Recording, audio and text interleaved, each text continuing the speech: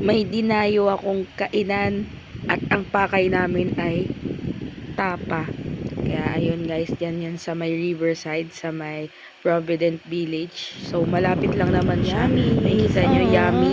Yummy's ang pangalan ng kainan. Ito na yung tapa. Tapa rice lang siya, hindi siya tapsilog kasi nga wala siya man siyang itlog na kasama. Guys, ang sarap ng tapa nila. Ang lambot. And marami yung serving for 99 pesos. I like it.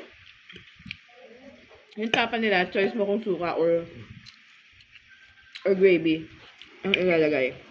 So dahil may ako sa gravy yung pinalagay ko.